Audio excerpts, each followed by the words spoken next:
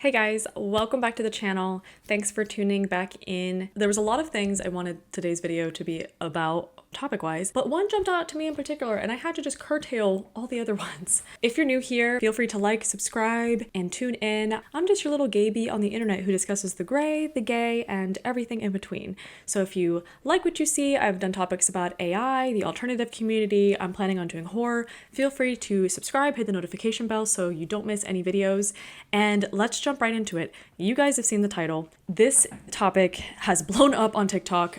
We are basically in the midst of a very turbulent trade war, as people are calling it. And to wrap up what this is, I sent a message to myself, which I'll put on the screen, but to give you a synopsis, everybody kind of knows around the world, unfortunately, in the US, how these on and off tariffs are impacting global trade and just impacting the economy at large. We've seen the economy take a nosedive. Shout out to all my millennials who are not surprised at yet another economic downturn. Cue the Kesha music, cue the recession pop, but that's not why we're here today. Because of these tariffs, which are exorbitant, I mean, we're talking, I think China at one point, they're imposing 140% tariff. Now, for those of you who might not understand that, we're not going to go into a super deep dive in this video. I am just kind of reporting on this happening and what the ripple effects I think might be, and just the comments and what I've seen on the internet over the last day or two. I mean, I'm shooting this on the 14th. I've seen this over the last like 24 hours. So a lot is still coming out, but the things that we're seeing quite a backlash, obviously. And this is really a turning point with American exceptionalism at large, claiming that we are the world power when really we don't make things in the US anymore. And that has consequences, as we're clearly going to be seeing in the coming year. We're seeing these Chinese manufacturers who basically are saying, okay, you have 140% tariff. Well, why are we even using the middleman to begin with? Why are we using American companies to sell these products and sell these things we're manufacturing and shipping at an exorbitant rate and an upcharge to the consumer? Why are we doing that when we can literally just cut them out and just do direct to consumer? So China has employed, a lot of people have employed the strategy to basically come on TikTok, and these manufacturers are basically just informing the public, largely I think the American public, about where to buy all of these things. Particularly, this is a hit to luxury goods. We're talking Louis Vuitton, we're talking Hermes bags, we're talking huge marked up items and luxury goods, Lululemon leggings, Louis Vuitton, Chanel,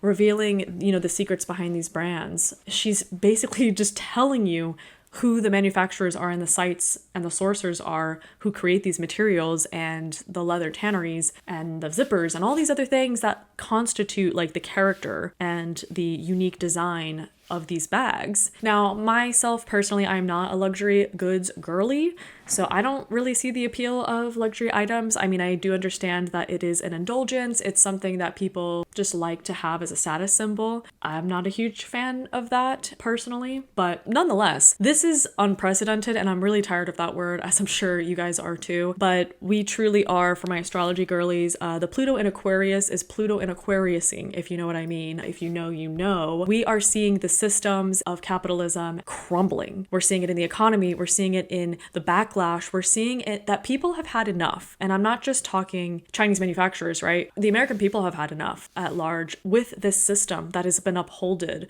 upon slavery, upon all these horrible oppression tactics.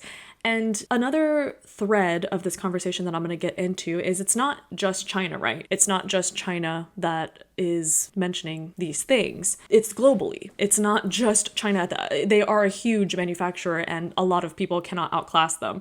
But it's also Africa. Africa has a ton of suppliers and things where their leather is sourced to make bags and sourced to go to China as well. So this is all interconnected. This is pro and con of being connected as much as we are globally now. There is no, separation between countries. We are all interconnected in our economy, in the world trade, and in everything. Particularly one that I'll notate here that's interesting I read from a TikTok commenter is Brooks Brothers.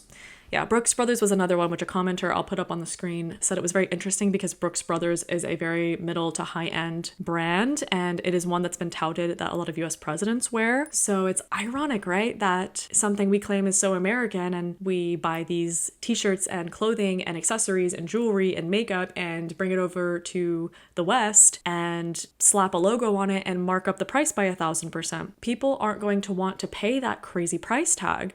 That's insane. Like, why would somebody pay $38,000 when they could get a bag for $1,000? It's a very interesting phenomenon, dare I say, trade war that we're seeing unfold now, because China just did a giant Uno reverse and the US said, well, we're going to smack a giant tariff on you. And China said, okay, bet, we'll just find other people to import our goods with. Because a lot of, to my understanding, what's been sourced from the US to China is agricultural goods, and they can just go somewhere else for that. So it's really funny watching the government eat its own foot, so to speak, foot mouth much. It's wild seeing this happen in real time. And for people who just aren't on TikTok, probably aren't aware this is happening. This wasn't even really happening on my For You page. My friend Ariel actually mentioned this to me. Thank you for that. I just needed to talk about it. This isn't as well constructed as some of the other videos that I'm planning, but I think it's a really interesting topic to see these wholesalers and sites that they're making accessible, and they've really always been accessible, but they've been branded as a counterfeit. There is a guy that's going viral that a lot of people are duetting right now that is basically exposing these really high-end luxury bags. It's very fascinating that the stereotype has been that like counterfeit is not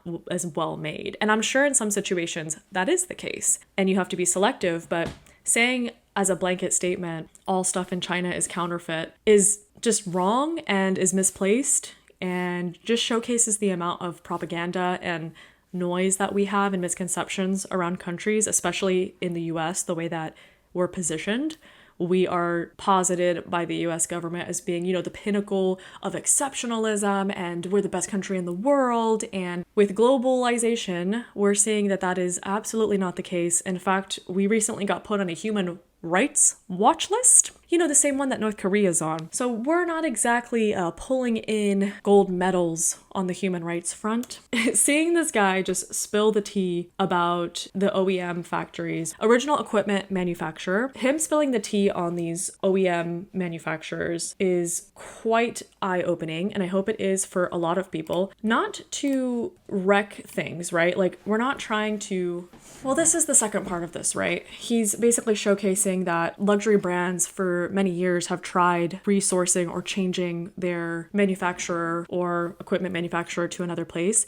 And in his video, he says they can't do that because of the supply chain, because of China's ability to source and get what they need and have the skilled workers in order to do it at a rate that makes sense, at a wage that makes sense. It's very interesting, like the way his tone is rightfully condescending, but in an almost smug way, as to like, you tried to checkmate us, now see what the consequences of that is. You can only push people so much before people have just had enough, and I can't blame any of these manufacturers for wanting to take advantage of this opportunity to have more direct to consumer, like DTC opportunities with the American public, because some of these places were selling shoes for $2, like they're claiming they have the same materials and quality as Nike. And for anybody now in the US, especially with $10 eggs, at least in my area, and the struggle to put food on the table and pay your bills, why the counterfeit option, or like what has been propagandized as a lesser quality item, i.e. just something in the proper factories without a logo on it, is seen as less than, when you're using the same materials, sometimes it's in the same factory, made by the same people, they just don't have access or the licensing or copyright to the logo itself. Now, I do want to make a note here again. A lot of luxury bags made in China are sourced with African leather. I'm gonna have a TikTok playing in the background. Now, I am a little cautious of using TikToks that, like audio that has music in the background. And I did see a creator, Savannah Marie, that I follow. She did mention that she got like copyright struck by a management company that owned somebody's account. So I am going to just have it on in the background, but I'll try to have captions and links to all of these TikToks so you guys can check them out for yourself if you'd like. But I think it's just really important to say that this doesn't just affect China. This affects everybody involved, and they are not necessarily like the end all be all global power of things. Like, there are other countries that contribute to this and are involved in the process. But I do think it's important to note this in this like self-proclaimed trade war, there are multiple players here, not just China. It's quite funny the jokes people have had where people are saying that they're going to get 3 empty suitcase bags and go to China and fill it up with the different items. There is a funny aspect to this too. But I do want to be mindful. This does have ripple effects and consequences. The government mandated this, but it does affect small businesses in America, particularly ones that source things from China. I've heard from a lot of artists who might sell their stuff at conventions or expos or craft fairs that I believe the parts for like enamel keychains are one of the only places you can get are in China. And so those tariffs, if they are buying, are going to impact their business in a very negative way, in a very real way. So I want to be mindful that there is an element to this of like Trump got what he was trying to do and he got owned. But unfortunately, at the cost of a lot of people and businesses and industries that are unfortunately going to be affected in a very real way where they can't help their families, they can't support, where they can't be a breadwinner for their family maybe when they were before. So tangible goods are going to have a very real impact here. And I do want to give like the space and explanation that needs there. And we need to understand that like it's never quite in just a black and white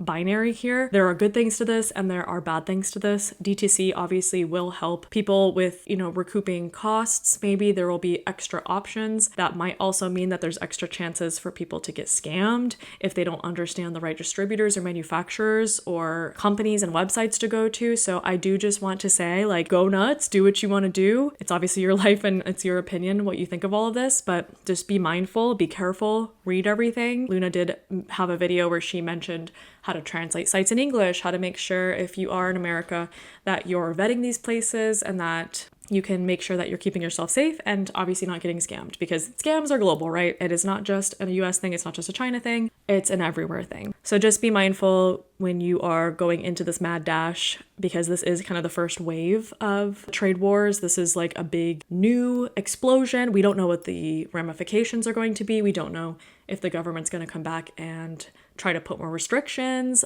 We don't know if there's going to be another TikTok ban. Like, who knows what's going to happen? So I just say protect yourself, be aware, be an informed consumer, and also understand there's a lot of good advice from business owners. I think there was a few that were, just cautioning people, like, make sure you have an agent, make sure you have somebody, if you are a small business owner and you're trying to order direct, that you have an agent or an advocate who will be able to like look at samples for you, whatever you're trying to do. Just be mindful that this isn't all just celebratory. Like, there is a cost to this, and it's going to be at the expense again of, businesses and other industries that we don't even really understand yet. There was an ABC story of a woman talking about how this like a stuffed panda bear could cost, it was like $32 before the tariffs, and now it could cost up to $80 because of tariffs, and that she had a Made in America section in her store, and there was like wood puzzles and wood pieces, but the metal in the wood, I think the hinges or something, were sourced from China.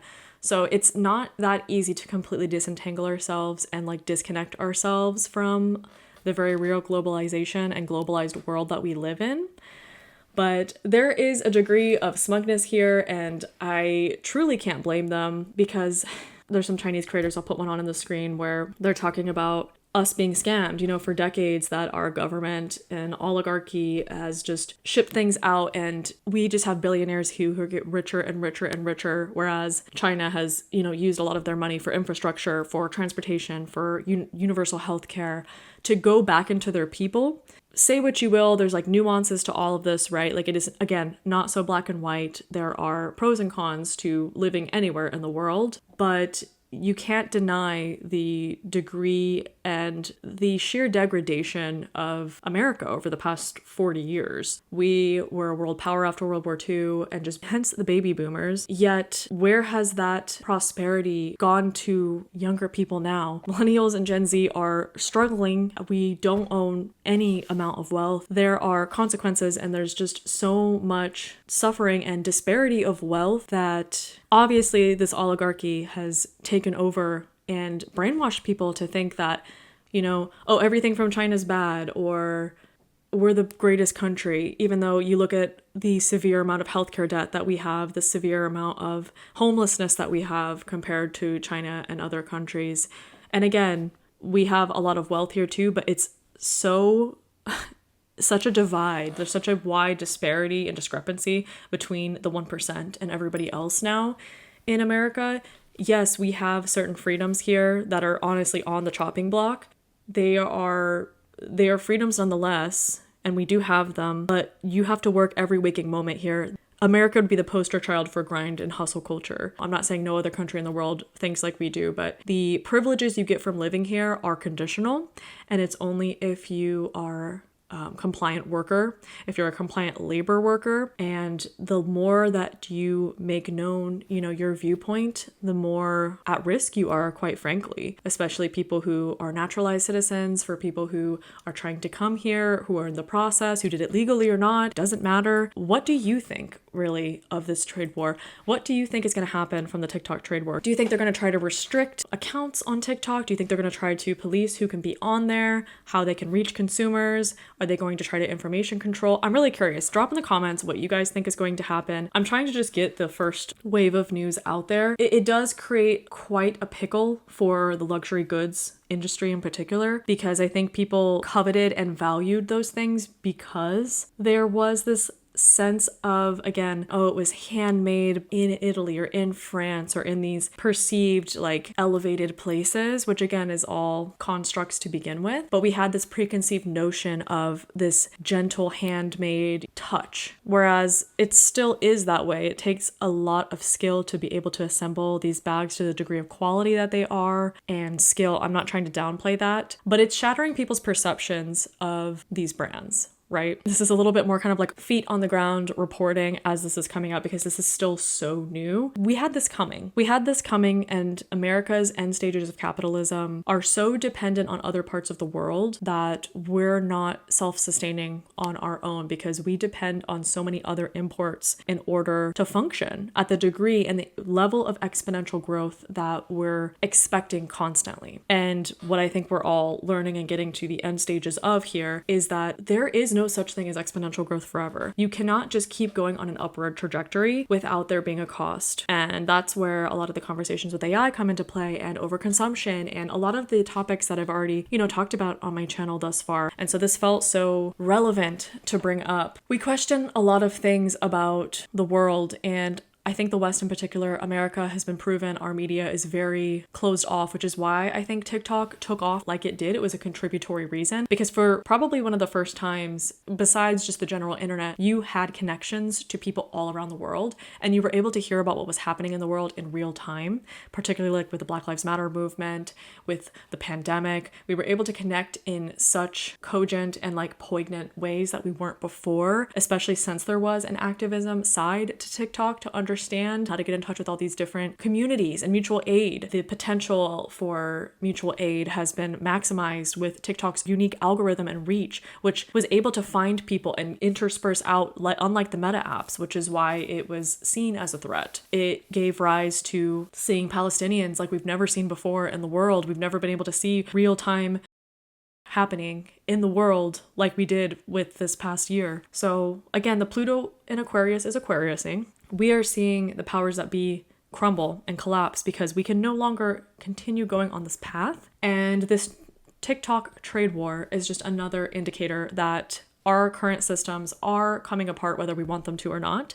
And we must reimagine a world where we can come to each other's aid, see each other as more than just opportunities for profit, and find that sense of community again. So again, what do you think of this TikTok trade war? I'm very curious to see what's going to happen in the coming weeks, especially the response from the government. I don't even know if they've quite realized just what has been opened. Pandora's box, a Dybbuk box of a trade war demon has come out of the box, so to speak. I don't know. I think as much as this has good implications for consumers, it also has drawbacks. It's definitely got some drawbacks, especially it's going to be at the expense of many brands. We're going to see a lot of of companies fall or crumble or go away. We're going to see a lot of brands go away, and we're going to see a lot of new brands and new things coming out of the woodwork. If you think about 2008, that was when, you know, Uber and Airbnb became very popular. That was when our girl Kesha saved us all with the pop, with the millennial pop. And I see history repeating itself 15 years later. What do you think of these types of videos where I'm just kind of reporting on events happening?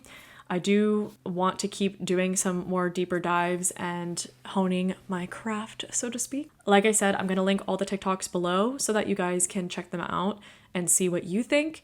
I'm working on trying to find the best middle ground between not being too scripty, but also being like just myself on the camera. And I do find I'm about 10 videos in now. I am finding it to get a little bit easier to be myself. I think a lot of the TikTok problematic people get covered a lot, like Ash Trevino. But I think there's a lot of other very worthy causes that need their moment and deserve time and attention. Thank you guys for tuning in. Let's just hold ourselves together and see what happens next. I'll continue updating on this. If you guys ever want a future update in a few weeks, maybe, with how fast this is going, it could be sooner than that. I don't know. Thank you guys. Please subscribe to my channel. I'm so grateful for the community that I'm building here. And let's try to get to 500 subscribers. Thanks. Talk to you later.